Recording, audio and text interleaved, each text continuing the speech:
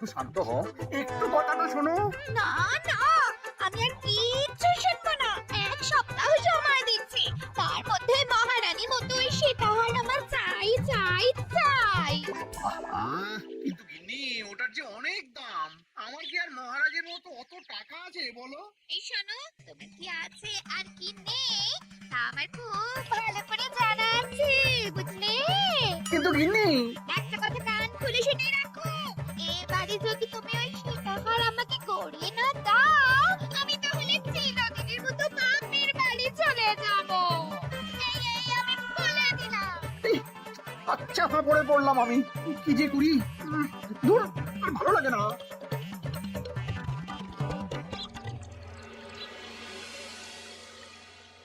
আজকে তোমাদের সকলের কাছে আমার একটা প্রশ্ন আছে। বলুন মহারাজ। আচ্ছা, ধরো তোমরা যদি এ রাজ্যের লোক না হতে, অন্য কোনো রাজ্যের হতে, তাহলে তোমাদের কাছে কৃষ্ণনগর কেমন মনে হতো? মহারাজ, এক কথায় বলতে গেলে সমৃদ্ধ শক্তিশালী রাজ্য। বেশ, তা হঠাৎ এমন প্রশ্ন মহারাজ?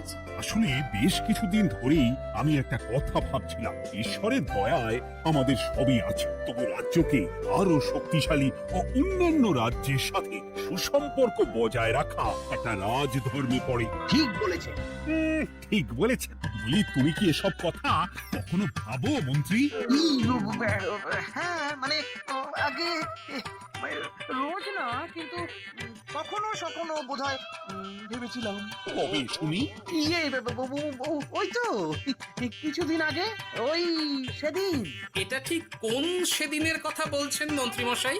যেদিন আকাশে ওই দুটো সূর্য উঠেছিল? তোমাকে সবকিছুতে ফোড়ন কাটতেই হবে না গোপাল, হ্যাঁ? কি আর করি বলুন, আপনার কষ্ট যে আর সহ্য হয় না।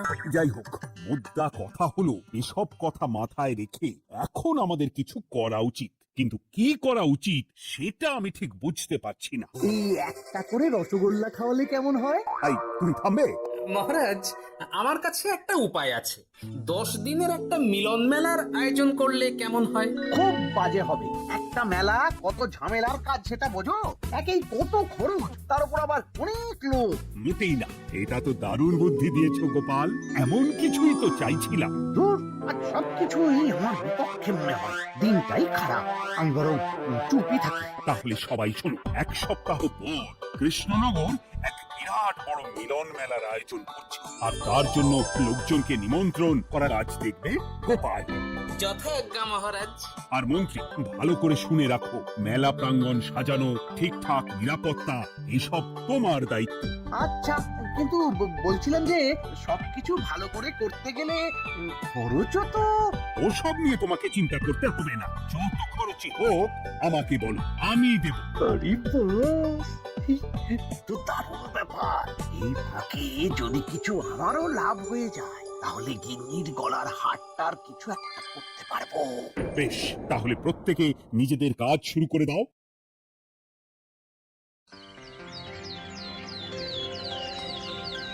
শোনো শোনো শোনো, এক সপ্তাহ পর কৃষ্ণনগর মেলা প্রাঙ্গণে অনুষ্ঠিত হতে চলেছে 10 দিন ব্যাপী মিলন মেলা। সকল গ্রামবাসীকে এই মেলায় আসার জন্য আমন্ত্রণ জানানো হচ্ছে। শোনো শোনো শোনো।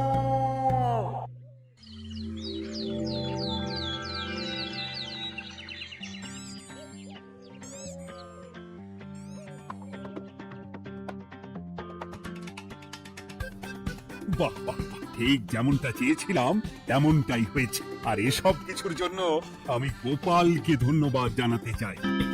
কি যে বলেন মহারাজ, এই কৃষ্ণনগর তো আমার নিজেরই পরিবার। সেসব আমরা খুব ভালো করে জানি গোপাল। খেতে একেবারে উতলে পড়ছে, এসব দেখে গা জ্বলে যায়। তোমারই এত ভালো বুদ্ধি দেওয়ার জন্য আমি তোমাকে 50টি স্বর্ণমোহর উপহার দিতে চাই। এটা কি হলো? এরকম হলে কিন্তু আমি খেলবো না। কেন মন্ত্রী, তোমার আবার কি হলো? আমিও তো মেলার আয়োজন করেছি, তাহলে গোপাল একা কেন উপহার পাবে? সে তো মেলার জন্য অনেকেই কাজ করেছে, কিন্তু আসল বুদ্ধিটা তো দিয়েছে গোপালই। মন্ত্রী মশাইয়ের বোধহয় খুব হিংসা হচ্ছে। ঠিক আছে মহারাজ, আপনি বরং এই উপহার সকলের সাথে ভাগ করে দিন। না গো, কোনো ভাগ চাই না, তোমার উপহার তুমিই রাখো। তো সব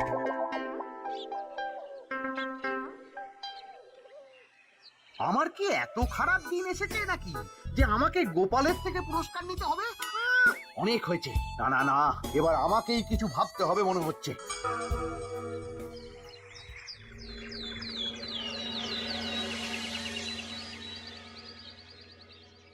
আমার আমার সব শেষ হয়ে গেল গো, সব শেষ হয়ে গেল।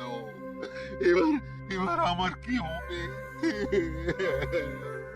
মহারাজ, মহারাজ কিছু একটা করুন, মহারাজ কিছু একটা করুন। চিন্তা করো না, আমি দেখছি যারা দোষী তারা শাস্তি পাবেই। কি শুরু হলো বলো তো হঠাৎ করে?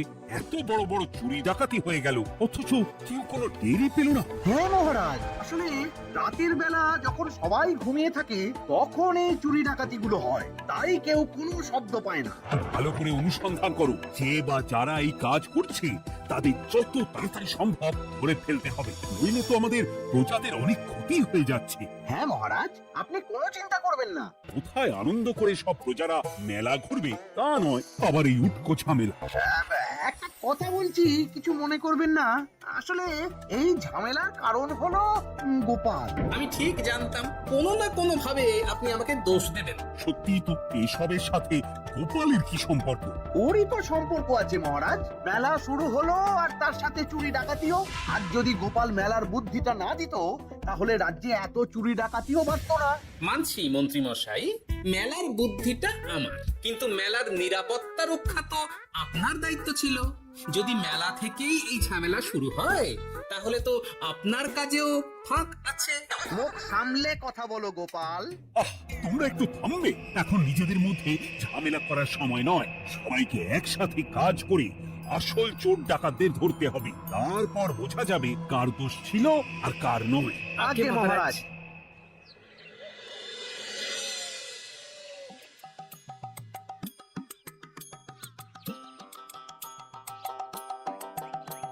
এই তো তুমি এসে গেছো, তাড়াতাড়ি মুখ হাত ধুয়ে বসো, তোমার জন্য একটা জিনিস এনেছি।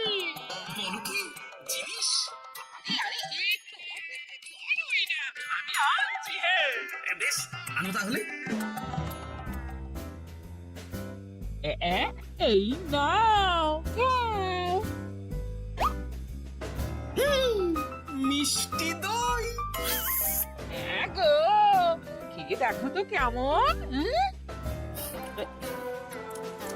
দারুণ সুন্দর স্বাদ তো গিন্নি। কোথা থেকে এনেছো? ভালো, মেলা থেকে এনেছি। ও জানো, বিনা পয়সায় গো। বিনা পয়সায়? তা কে দিল শুনি? সুজন দইওয়ালা, বড় ভালো ছেলে। শুধু আজ নয়, ও রোজই মানুষকে ভালোবেসে না বিনা পয়সায় দই খাওয়ায়। হ্যাঁ, বাবা, বেশ অবাক করা কাণ্ড। আসলে সুজনের দেশের বাড়িতে অনেক জমি জমা, গরু মোষ আছে। ও তাই বলে ওর টাকা পয়সার নাকি কোনো দরকার নেই, তাই ও বিনা পয়সায় খাওয়ায়। হ্যাঁ, বুঝলাম। বাবা, খুব ঘুম পাচ্ছে এখন। গিন্নি, শোনো না, আমি বরং একটা ঘুম দিই এখন, বুঝলে? তুমি বরং বিকেলে আমায় একটু ডেকে দিও, ওর কাজ আছে। আচ্ছা বেশ। তোমাদের জন্য সেটাই ভালো, কারণ এমনিতেই মহারাজ চোর ডাকাত ধরার জন্য প্রহরীর ব্যবস্থা করছে পুরো রাজ্যে। না না না, সে নিয়ে আপনি চিন্তা করবেন না।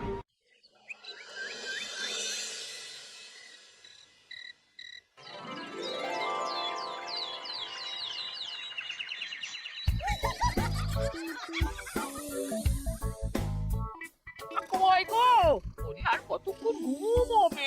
সকাল তো হয়ে গেল। সে কি গিন্নি, সকাল?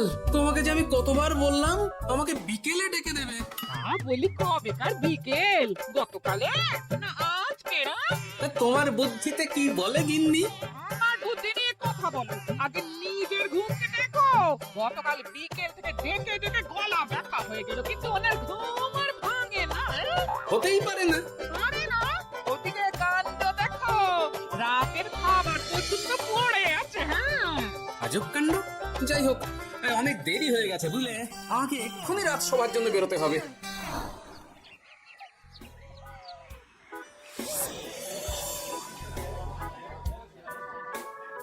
বাবা, এত ভিড় কি আছে এখানে? একটু কাছে গিয়ে দেখি তো। সত্যি সত্যি ভাই সুজন, তোমার হাতে জাদু আছে। এত সুন্দর মিষ্টি দই, এ স্বাদ ভোলার নয় ভাই। আচ্ছা, তাহলে এই হলো সুজন দইওয়ালা। ভালো মিষ্টি দই আছে, নেবে নাকি গো? পয়সা লাগবে না। জানি তো, সত্যি দারুণ স্বাদ এই দইয়ের। আমি খেয়েছি তো। তবে আজ নেব না গো, কাল এসে নিয়ে যাবো। আচ্ছা আচ্ছা আচ্ছা।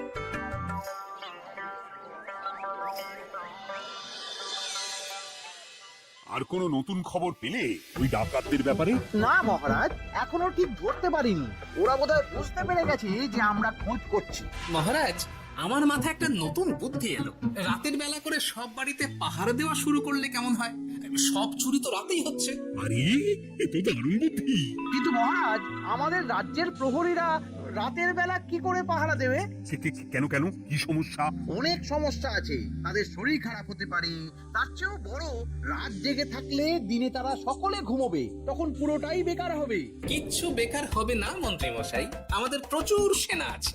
তাদের সকলকে দায়িত্ব ভাগ করে দিলেই হয়ে যাবে। তুমি বেশি বোঝো।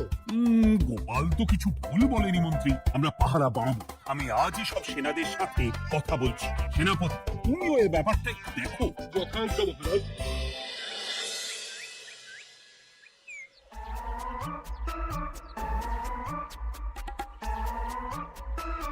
চোর ডাকাতদের ধরার জন্য যদি একটা সূত্রের হদিশ পাওয়া যায়, তাহলেই কিল্লা ফতে। কিন্তু সেটাই পাওয়া যাচ্ছে না বলেই এত সময় লাগছে। আরে, ওটা মন্ত্রী মশাই মনে হচ্ছে না? আড়ালে দাঁড়িয়ে এরকম কার সাথে কথা বলছে? এবার আমি যা বলছি ভালো করে শুনো। আজ রাতে মেলার পিছনের দিকে যে মাঠটা আছে সেখানে চলে এসো। বাকি কথা ওখানেই হবে। এই জায়গা নিরাপদ নয়। বেশ রহস্যজনক ব্যাপার। মেলার পিছনের মাঠ বললো না? রাতে আমাকেও দেখতে হবে কি হয় সেখানে।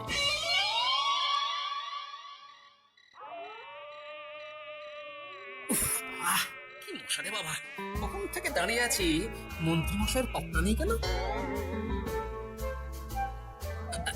এই তো চলে এসেছে। এই যে আমার সোনার হাতটা কই? হ্যাঁ, পই পই করে বলেছিলাম আমার ওটা চাই। আগে কি আর বলি বলুন তো, ওই হারটা আমাদের দলের প্রধানের খুব পছন্দ হয়ে গেছে, তাই কোনোভাবেই ওটা দিতে পারলাম না। কি এত বড় সাহস! আমার বলার পরেও তুমি এরকম করলে? বড় ভুল হয়ে গেছে মন্ত্রী মশাই, এবারের মতো ক্ষমা করে দিন, আর হবে না, এই কথা দিচ্ছি। তোমাদের জন্য সেটাই ভালো, কারণ এমনিতেই মহারাজ চোর ডাকাত ধরার জন্য প্রহরীর ব্যবস্থা করছে পুরো রাজ্যে। না না না, সে নিয়ে আপনি চিন্তা করবেন না, আমাদের ধরা পড়ার কোনো সুযোগই নেই, কারণ যে পরিমাণ ওষুধ আমি আমার দইতে মিশিয়ে দিই, সেটা একবার যে খাবে মরার মতন ঘুমোবে। বাহ বাবা, সে তো খুব ভালো। করো করো। তার কোনো নতুন খবর পেলে? মেলা তো শেষের দিকে। হ্যাঁ পেয়েছি, পাশের গ্রামে বলরাম নামে এক বড় মহাজন আছে। পরশু তার মেয়ের বিশাল ধুমধাম করে বিয়ে। শেষ একটা বড় দান মারতে পারলেই আপনার আমার দুজনেরই শান্তি। আচ্ছা, এই ব্যাপার তাহলে। এসব কিছুর পেছনে মন্ত্রী জড়িত। এইবার বুঝতে পারছি কেন রাতের পাহারাতে ওনার এত আপত্তি ছিল। কিন্তু ওই লোকটাকে ঠিক আছে, এখন যাও, একটু সাবধানে কাজ করো, আর আমার পাওনাটা ঠিকঠাক দিও, কেমন? সে কি সুজন দয়াওয়ালা? এবার আমার কাছে পুরো ব্যাপারটা পরিষ্কার হয়ে গেছে। না, কালই মহারাজকে সব জানাতে হবে, আর এদের হাতে নাতে ধরার জন্য একটা উপায় ভাবতে হবে।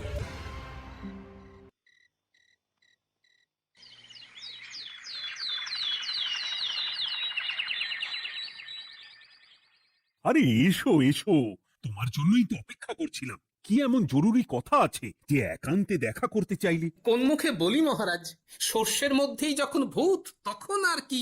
মানে একটু খুলে বলো তো কি হয়েছে? আমাদের রাজ্যের এই এত বড় বড় চুরি ডাকাতির পিছনে কারা আছে সেটা আমি জানতে পেরে গেছি মহারাজ। হ্যাঁ, এ তো দারুণ খবর। তাহলে আমরা এখানে কি করছি? এখনই তাদেরকে গিয়ে বন্দি করি? না মহারাজ, আমাদের হাতে কোনো প্রমাণ নেই, তাই ওইভাবে বন্দি করতে পারবেন না। কেন বলো তো, কারা আছে পেছনে? সেটা আপনি নিজের চোখেই দেখে নেবেন পরে। তবে এটা জানিয়ে রাখি, আমাদের মন্ত্রী মশাইও যুক্ত আছেন। আমাদের মন্ত্রী? এত বড় বিশ্বাসঘাতকতা! আমি এখনই নিজের হাতে ওকে বন্দি করতে চাই। না না না না মহারাজ, সেটা করলে বাকি ডাকাতদের ধরতেই পারবেন না। তাহলে উপায়? আমি জানতে পেরেছি এই ডাকাতদের পরের নিশানা হলো পাশের গ্রামের বলরাম মহাজনের বাড়ি। বলরাম মহাজন? কাল তোর বিয়ের বিয়ে, আমাদেরও তো নিমন্ত্রণ আছে সেখানে। তাহলে তো আরোই সোনায় সোহাগা। শুনুন মহারাজ, আমার মাথায় দারুণ এক বুদ্ধি এসেছে।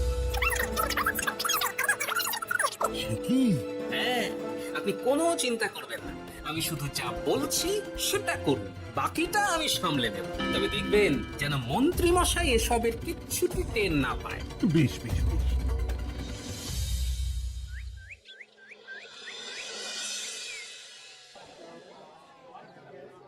আর তো কিছুক্ষণ, এরপরেই তো সন্ধে নামবে। তোমার সবকিছু তৈরি তো? হ্যাঁ মহারাজ। আরে মহারাজ আর গোপাল কানে কানে এত কি কথা বলছে, আমাকেও জানতে হবে সেটা। ওই যে আসছে মর্কটটা, আমার আর ওকে এক মুহূর্ত সহ্য করছে না। মনে হচ্ছে গুদুম গুদুম করে ওর মাথায় কাঁটটা মারি।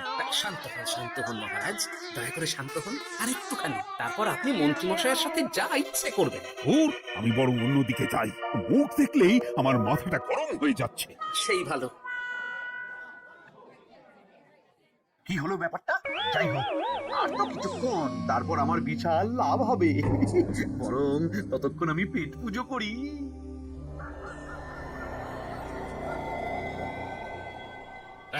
যা যা দামি জিনিস আছে সব দিয়ে দে। এই তো খেলা শুরু। এবার আর আমায় পায় কে? ও বাবা, এরা আবার কারা? সত্যি গোপাল দারুণ চাল চেলেছে। এই তোমরা এখানে কি করতে এসেছো? কেন তোমরা যা করতে এসেছো? ডাকাতি? এমন তো কোনো কথা ছিল না। কার দলের লোক তোমরা? মন্ত্রী মশাইয়ের দলের লোক। কি বলছে এসব? কোথায় কোথায়? এই মন্ত্রী মশাই, এই কি বলছে এরা? আপনি দু নৌকোয় পা দিয়ে চলছেন, আমরা থাকতে আপনি আরো এক ডাকাতের দলের লোককে ডেকেছেন। কি মন্ত্রী? শেষে কিনা তুমি? খেয়েছে রে, আর বোধহয় বাঁচতে পারবো না। কই চুপ কেন? বলুন, মন্ত্রী মশাই সোনার হার ডাকাতি করে আপনাকে দেওয়ার জন্য এখানে ডেকেছেন। কি সোনার হার? আমাকেও তো একই কথা বলেছে। আপনি আমাদের থেকে খবর নিয়ে অন্য দলকে কাজ দিয়েছেন। না না, মিথ্যে কথা। কিসের মিথ্যে? আপনি ছাড়া তো আর কেউ জানতো না এখানের কথা। না গো, আমি শুধু তোমাদেরকেই কাজ দিয়েছি একদম শুরু থেকে। আর কোনো ডাকাতের দলকে আমি চিনি না, আমি তো নিজেই প্রথম শুনছি। মন্ত্রী, লজ্জা করে না তোমার? তুমি আমার প্রজাদের এইভাবে ঠকাচ্ছিলে। মানে মহারাজ, আমি আসলে অনেক হয়েছে মন্ত্রী মশাই, আপনি ধরা পড়ে গেছেন। প্রহরী, বন্দি করো সবাইকে, আর মন্ত্রীকেও। আমাকে ক্ষমা করে দিন মহারাজ, আমি ইচ্ছা করে এটা করিনি। আসলে আমার গিন্নি কদিন ধরেই মহারানীর সীতাহারের মতো দেখতে হার বায়না করেছি। তার জন্য তুমি নিজেদের লোকেদের থেকে চুরি করবে? আর কি করব বলুন, এক সপ্তাহের মধ্যে হার না দিলে বাড়ি ছেড়ে চলে যাবে বলেছে। তাই আমি এখন আপনি যেটা করেছেন সেটা যদি আপনার গিন্নি জানতে পারে, তাহলেও বাড়ি ছেড়ে চলে যাবে। শাস্তি তো তোমাকে পেতেই হবে মন্ত্রী। হাই, কে আছো? শোনো, মন্ত্রীকে মুখে কালি মাখিয়ে গাধার পিঠে বসিয়ে সারা রাজ্য ঘোরাও, এটাই ওর যোগ্য শাস্তি। আর গোপাল, তোমার বুদ্ধির প্রশংসা করতেই হয়। তোমার পুরস্কার আমি কাল রাজসভায় দেব। দূর দূর, জীবনে বিয়ে করাই ভুল হয়েছে আমার।